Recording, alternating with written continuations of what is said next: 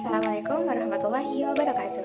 Halo guys, perkenalkan aku Anggi Noviandini, mahasiswa semester 5 program studi bimbingan dan konseling pendidikan Islam kelas B angkatan 2021. Di sini kita akan sama-sama belajar tentang seperti apa peran dan fungsi teknologi informasi dalam bimbingan dan konseling.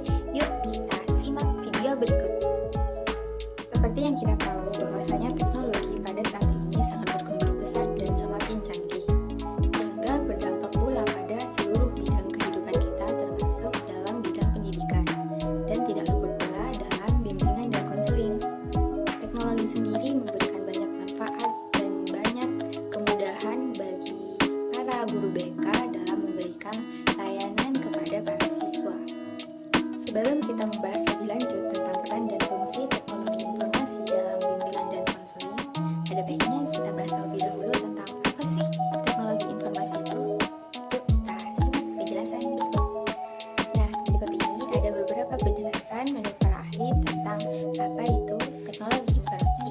Yang pertama ada dari Lukas. Beliau menjelaskan bahwasanya teknologi informasi itu adalah segala bentuk teknologi yang diterapkan untuk memproses dan mengirimkan informasi dalam bentuk elektronis. Kemudian yang kedua ada dari Adler. Beliau menjelaskan bahwasanya teknologi informasi mencakup perangkat lunak dan perangkat keras yang melaksanakan sejumlah tugas berupa pemrosesan data. Kemudian yang ketiga dari Martin. Beliau menjelaskan bahwasanya teknologi informasi itu tidak hanya sebatas tentang perangkat komputer yang digunakan, perangkat lunak atau perangkat keras yang digunakan untuk menyimpan informasi, melainkan juga bagaimana perangkat itu atau teknologi itu mengirimkan sebuah informasi. Dari penjelasan para ahli tersebut dapat kita tarik kesimpulan bahwasanya teknologi informasi adalah seperangkat alat teknologi yang dapat membantu kita dalam melaksanakan dan menjalankan tugas. Teknologi informasi itu tidak hanya sebatas tentang perangkat lunak dan perangkat keras komputer, melainkan juga cara mengirimkan informasi kepada siswa atau kepada individu lain. Nah, sekarang kita masuk pada penjelasan tentang peran teknologi informasi dalam bimbingan dan konseling.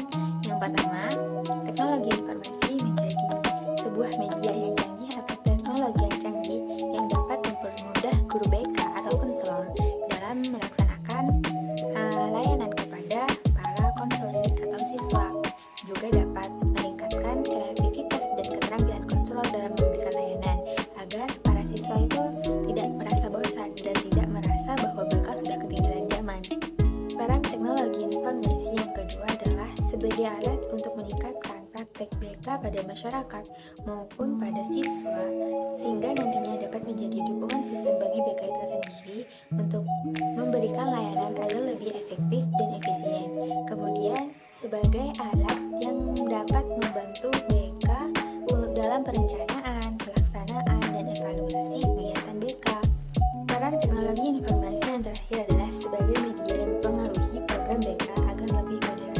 Kemudian sebagai media dalam mengatasi masalah jarak dan waktu yang dialami oleh guru BK dan siswa saat melakukan proses atau kegiatan bimbingan dan konseling. Kemudian yang terakhir sebagai media agar dapat membantu kegiatan BK yang lainnya agar tidak ketinggalan zaman. Sekarang kita masuk pada penjelasan fungsi teknologi informasi dalam bimbingan dan konseling.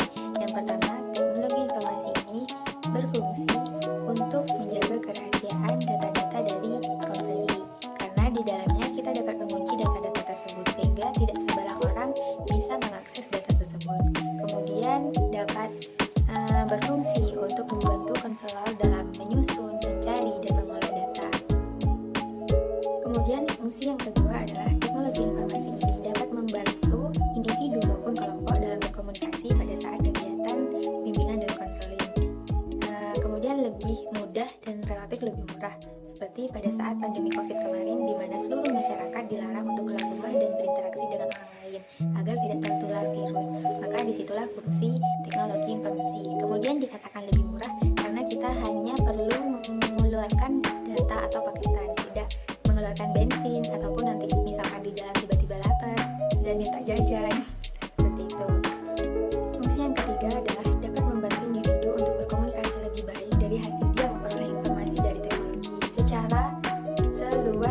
hanya tanpa perlu berkontak fisik dengan orang lain. Nah, ini cocok sekali dengan orang-orang yang introvert yang merasa malu atau enggan untuk berkomunikasi dengan orang lain. Mereka bisa tetap dapat memperoleh informasi dari teknologi ini. Fungsi yang terakhir adalah teknologi informasi ini dapat dijadikan sebagai alat dalam sebuah program kegiatan, sehingga sebuah kegiatan tersebut dapat terstruktur dengan rapi dan berjalan secara teratur tanpa kita harus ribet-ribet kesana kemari mencari dokumen. Kita hanya tinggal simpan sebuah data-data atau dokumen penting dalam teknologi tersebut dan kita tinggal membukanya. Ketemu deh. Semudah itu kan sekarang dengan teknologi. Sekian penjelasan mengenai peran dan fungsi teknologi informasi dalam bimbingan dan konseling. Semoga dapat menjadi tambahan ilmu yang bermanfaat bagi kita semua. Kata-kata untuk hari ini, selagi ada yang mudah, kenapa hal yang susah? Be smart. Sekian, wassalamualaikum warahmatullahi wabarakatuh. Bye-bye guys.